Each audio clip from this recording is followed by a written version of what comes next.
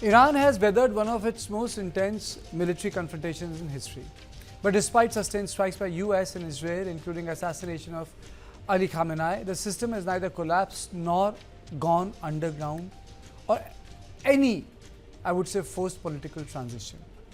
Power structure remains intact, now led by hardline successors. Multiple people have died, killed in action, but new leaders have come up. And this has become a new feature of the Iranian political system. Iran's political structure continues to function despite weeks of military campaign. There has been no forced leadership change imposed from the outside, no signs of institutional collapse within Tehran. Key governing bodies, though fragmented in asymmetrical warfare they have waged, including clerical establishment and military leadership, everything remains operational. The broader objective of the regime change not achieved, continuity visible, structure of the state intact. There has been no large-scale uprising. While there were pockets of dissent and discontent, these did not evolve into coordinated, sustained mass movement as desired by US. Iran's internal security apparatus maintained control over cities and sensitive regions. The conflict did not translate into internal instability, which was the US felt could happen. There is no confirmed evidence that Iran possesses a fully developed nuclear bomb. The core ambiguity around nuclear program continues to remain intact. Key nuclear facilities such as Natanz, Fordow were targeted, but we have no idea how much of the enrichment capacity has been degraded. Now, the primary objectives of the war, which was to eliminate Iran's nuclear threat, remains unresolved. There has been no verified seizure or complete destruction of Iran's nuclear material stockpiles. Multiple assessments suggest that the enriched uranium reserves were not fully eliminated. Underground facilities and hardened tunnels appear to have limited the overall damage caused by aerial attack. Iran's ballistic missile program remains operational even after repeated strikes. While some launch infrastructure has been degraded, the broader network has not been dismantled. Iran retains the capability to strike both military and strategic infrastructure across the GCC rim. So, the death of Ali Khamenei has been reframed by the regime as an act of martyrdom. The state messaging is positioning the conflict as resistance against Western powers. The narrative has been used to consolidate domestic support and suppress dissent. So, despite sustained military escalation, the fundamental remains unchanged. On this issue, let me introduce my guest, Ambassador Bhaspati Mukherjee, Air Vice Marshal P.K. Srivastava and Lieutenant General Raj Shukla, former General Officer and Commanding Chief, ARTRAC. Let me straight away go to General Shukla first, sir. It's said that the guerrilla army only requires the day not to be lost. They don't need to lose so they can declare themselves winners. But a standing army needs to win or else, people will say that you have lost the war. What is your assessment, sir? Who has won, Iran or United States of America? This is a very curious conflict termination. So let me put it this way. The American military victory has been overwhelming. You tell me one nation on earth which can project power 2 oceans away and did what the Americans did. That has to be understood. I mean, there is no nation on this earth which even comes close to what the Americans have achieved. Even in the so-called operation, whether it was an attempt to, recover the highly enriched uranium or it was a rescue mission, look at the American military resolve for 200 odd aircraft, special forces landing, evacuating the 2 airmen. So you see, in that sense, it's the complete neutering of Iran's military capacities, its navy, its air force. It is a complete military victory. And let me just say one thing in praise of Donald Trump. He has resourced his military, he has pushed it to its limit, and he is a political risk taker. Having said that, I think the political victor is actually the one who has been militarily vanquished. I'll tell you in what sense. The purpose of American military power, its 11 aircraft carriers, 800 bases, is to keep commerce, business and oil flows going. And that they have failed to do in the Strait of Hormuz. I mean, they could not open the Strait of Hormuz militarily. And Iran, by choking the Strait of Hormuz, has also choked American military power. So I would put it this way. The American military victory is comprehensive, but yes, it has not quite converted into political outcomes. And as you were saying, the highly enriched uranium, it's not known what is going to happen to that. That was the bone of contention, those 600 odd kgs, and Trump was insisting that all uranium should be downblended. So all those issues will come out, I think, in these next 2 weeks. And the last point, I'm a little not too sure. Ambassador Mukherjee perhaps might put us wise, is what is the nature of the Chinese guarantees? Were they just mediators? What are those guarantees? Will they hold? And at the end of the day, is it a permanent peace? It looks to be a fragile 2-week ceasefire. The last two time the Americans indulged in these so-called ceasefires, they ended up in bombing the mediators and Iran. So that's how I look at it by way of opening remarks. Let's listen to Ambassador Mukherjee now. Ambassador Mukherjee, Madam, your opening remarks. Well, I think General Shukla has said it all from a military perspective. Let's try and give it a political perspective. First of all, President Trump is clearly not a student of history. Otherwise, he would have known that if there are two civilizations that have never been conquered or colonized, one is Persia and the other is Afghanistan. Now, when such overwhelming military might, as that demonstrated, as General Shukla said, demonstrated by the Americans, whether for the missing airmen or a botched up operation to get enriched uranium out from where it was hidden deep in the mountains, is one of those mysteries on which I'm sure many thrillers will be made in the future.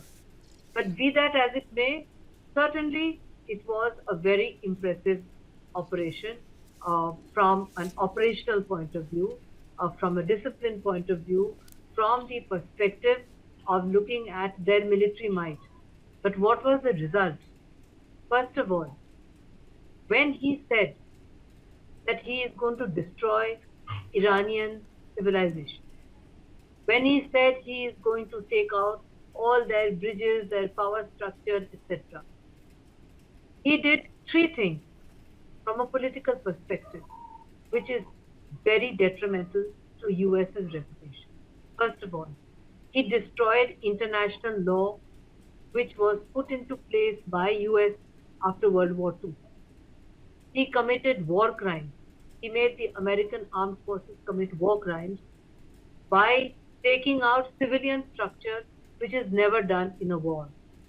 Number three, by saying that he will decimate the entire Iranian civilization, which means the entire civilian population, which means genocide and a war crime, it does not do justice to the most powerful country in the world, the upholder of the world order created after World War II.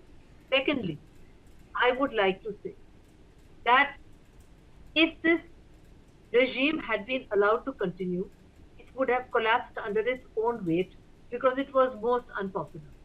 What the taking out of these unpopular leaders, including Ali Khamenei, did was to give this regime a new lease of life, to bring in more hardcore people and to put the Iranian people who are the dissidents in the difficult situation that when their country is going to be decimated by an external power, they have no option but as patriotic Iranians to stay with whichever regime is there. That is a normal reaction of a country with a proud civilization of 5,000 years. So actually, the hardliners should thank Trump that because of Trump, they've got a new lease of life. And finally, as my opening remarks, I would say that you very well put it when you said that the ambiguity regarding their nuclear program remains. Yes, but not only that. Demonstrates that in Trump's world, it is better to be a nuclear weapon state with a large nuclear arsenal like India. Okay. Okay. I'm also joined, absolutely, madam. Nuclear weapon state and protect your sovereignty. Absolutely, absolutely. I completely agree. Look what happened to Ukraine. You know, despite every guarantee, no one came to help them. I'm joined by Air Vice Marshal P.K. Srivastava. Sir, thank you so much for joining me. My question remains the same. Who is the victor? Because fundamentally, any war comes with a political objective, stated political objectives. So the stated political objectives were nuclear bomb, fissile material, enrichment, regime change, suppression of democracy, human rights. It's a much abused word. Or for example, you know, the proxy militia that Iran is running in Yemen or Lebanon and other places. Do you think all these objectives have been met by aerial bombing? Kartikeya, you listed Because them I'll all. just close with this. What you know, the end result is, which I as an Indian see, is a DND toll plaza in Strait of Hormuz. It was not there, and they have created a toll plaza. Now everyone ends up paying money for the American war. Absolutely. Is it for me? Can I Yes, respond? sir. Yes, sir. Okay. So, very nice to be with the co-panelists, very esteemed co-panelists, and thank you to you. Basically, you just listed all of them which have gone in favor of Iran. They were having a negotiation where they had agreed that they'll hand over 440 kilograms of enriched uranium to IAEA, and that discussion was going on. Now it is out of the window. So that one thing is not being talked about. We had Strait of Hormuz flowing peacefully. Even in 47 years of the sanctioned Iran, they never dared to switch it off. Now they know it's a great leverage, and they have this in their hand, and they know how to switch it off, how to switch it on, and their parliament has passed an act by which they can charge, and they say we'll share it with the Oman. Oman has, of course, denied that they need any share of all this. And if this goes on, by one estimate done by one of the consulting firms, they are going to have nearly $100 billion per annum coming to them. And in 5 years, they'll have $500 billion. So that's what we gifted them on platter. We also gifted them on platter, as Ambassador has said, I was listening to her, new lease of life with the regime, the same regime. Regime is by ideology. It is not by the structure of the people who man it. Structure is there. They still have IRGC. They still have Basage going on. They can still threaten the people over there. So whatever kind of revolution or whatever kind of democratic momentum was there, it has been killed for years to come. Now, they also have greater influence over Arab countries, GCC countries. They know that America cannot protect their interests. They're still hitting. They have hit Jubail, and by one estimate, by hitting Jubail, they have got their GDP, Saudi Arabia's GDP, down by 17%. That's a major dent. And they know they can hit them. They also know the targets which has been guided to now by, and they have all morality now implied, because their desalination plant was hit at Caine. The power structures are being hit. So we have actually legitimized everything. Their schools were hit. The Cancer Institute was hit. The pharmaceutical company was hit. So all that has legitimized everything in the eyes of Iran. There's now no illegitimate target, and by kind of words and sentences which are given by Pete Hegseth, that America doesn't do any rule following. There are no rules of engagement. We do write the rules of engagement, so we'll follow whatever we want to follow. Okay. So in that backdrop, if you really ask me, Iran has got now the leverage it never had. It has come out with better prestige, better honor, and America, the greatest. Sir, I thought that what Russians did in the Sea of Azov by building that bridge during the early phase of the Ukraine conflict, where they literally made it impossible for the Ukraine to use it, made it like a little pond within the Black Sea. Iranians will do that, and it's an international water. It belongs to Oman, Kuwait, Saudi Arabia, Bahrain, UAE, and they want to treat it like their own pond. So, General Shukla, my question is very simple to you. Do you think America geopolitically has emerged stronger after this war, or weaker? And sir, I'm asking this in context of China, sir. Yeah. Okay. So that makes it even more interesting. You see, have we returned to the era of choke point conflicts? I mean, my understanding of the strait is that while it is 30 miles wide, in the very pertinent sea lanes through which traffic flows, those three sea lanes lie in the territorial waters of Iran. And not only is that the legality, but because they are closer to Iran than to Oman, the military domination of the flow is in Iranian hands. And therefore, China now, if I'm in Beijing, and I'm not saying it's happening, but if I see that the Americans could not deblockade an Iranian choke point, and I decide to blockade Taiwan, because they have an even more valuable resource, 90% of semiconductors, will America be in any military position to deblockade that? And that is the real point. And there I agree with both Ambassador Mukherjee and Ambassador Srivastava that when you have delegitimized every established international metric, you perhaps have not served your cause, because all these questions will now arise. So, and if that happens, now what is the lesson for India? I think there are huge lessons for India. What is our ability to influence the Strait of Hormuz? The Iris Dina incident should tell us that without going, public about it, the IOR must be an Indian lake. We must strengthen it in terms of A2AD, in terms of unmanned systems. And what is our influence over the Strait of Malacca?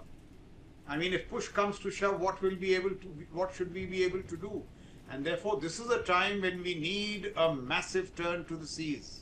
We need to invest in maritimity, because that is the nature of the changing world. If I may make just one more point, another overriding lesson from the two conflicts, West Asia and Ukraine, is this. Ukraine, a country without an air force or a navy, has held a formidable military power at bay for 4 years on the back of technological innovation. Iran, having lost its entire navy, having lost its entire air force, held the world's superpower, by its neck. So this is the power of asymmetric innovation, technological innovation, unmanned systems, and the cost mathematics. I mean, America spending $10 billion a week on its military today, by all metrics of cost, is a foolish proposition. Those Shahid drones and the much cheaper systems, smaller, attritable, swarmable. So these are the 3-4 directions. These are the 3-4 lessons which the Indian strategic military system might consider adopting. Absolutely, very well put. In fact, it's food for a thought for a separate discussion on the Strait of Malacca and the sort of investment which the government is planning to do in the island of Negopar, which was part of the papers and the green knot that it required. But Ambassador Mukherjee, what is the larger learning curve for us in context of Donald Trump, how to deal with him? Because his behavior was pretty unhinged in the sense of what he was saying, and the worst part was the narrative which was there. Is he going to use a nuclear bomb? I mean, you don't talk about using a nuclear bomb like that. I mean, so then, it's like normalizing violence. And to talk about a nuclear device should be an extreme sort of a conversation. But it got normalized in the larger narrative. Actually, Donald Trump, Kartikeya, has validated what Henry Kissinger said once with great sarcasm. He said, it is dangerous to be enemy of the United States, but it is even more dangerous to be a friend of the United States. I agree with Henry Kissinger, though I don't like him because he was anti-Indian. This was a very, very wise remark. In fact, this particular misadventure, if I can call it that, has demonstrated that United States is not in a position to protect its allies, the Gulf states in the region. The Iranians decided to create havoc. Had they really destroyed all the desalination plants of the Gulf states, where would it have left our 10 million Indian diaspora in those areas? We were between a rock and a hard place, between the Straits of Hormuz and our tankers stranded there, and our 10 million diaspora. We were between the IRGC on one hand and the Gulf state allies on the other. So therefore, I say that the biggest lesson that the world has learned and India has learned is in Trump's world, you should be a nuclear power state with a formidable and nasty arsenal of nuclear weapons and throw out the no first use that we have. That is ridiculous. We should throw it out. Secondly, we should have allies who can support our core interests. And I don't think the United States under Trump is really in a position to protect our core interests. But we need the United States because we are renovating our army, our navy, etc. But we must be aware that if push comes to shove in Trump's America, are they going to protect any of their allies, including India? No. Which means we should have a rapprochement with China, and we should do what General Shukla said, which is focus on the navy and lots and lots and lots of nasty ballistic missiles and drones. Okay. Okay, absolutely. Mr. Srivastava, one thing which emanates from Ukraine and Iran is the power of asymmetric warfare. Cheap drones, unmanned vehicles, and ability to take down those expensive weapon systems. Isn't that correct? Kartikeya, just for some kind of good news, that we have been concentrating on this aspect as Indian Armed Forces, particularly as Indian Air Force, that war is not only of how do you intercept, what is the cost of interception? Yes. Unless you bring in the disproportionality in the cost of what you intercept, that you intercept a higher value target with a less value. I'm talking in terms of now, not the value in terms of criticality, but the value in terms of cost also. You are not going to win the war. And that's what we say, that we need to manage our defense budget smartly, effectively, and more economically. You have to get value out of each rupee you spend. And that's where the Atmanirbharta fits in. And that's where the whole system, ecosystem of whether Agni, Prithvi, you talk about Akash, you talk about air-to-air missiles, Astra, or you talk about any one of them, ATGMs you make, we are going to make them in plenty. It was understood and very well understood, and it's being followed up, by the way, that we need to have unmanned arsenal to the extent we can have, the largest unmanned arsenal, because that is what provides you the economy of war. Asymmetric war, what we say, or the modern warfare, and you need to, of course, embed AI within it, because AI will give you what the human mind cannot process so fast. So if you look at the OODA loop, what we call observe, orient, decide, and act, and it happens all the time, your assets on each of the nodes have to be the type that they are AI enabled, so that they are absolutely. You hit the nail. 80% of the targets when Israelis were hitting in Gaza were AI, and more than 80% of the targets which American Israelis picked up in Iran were from AI. There was no human intervention.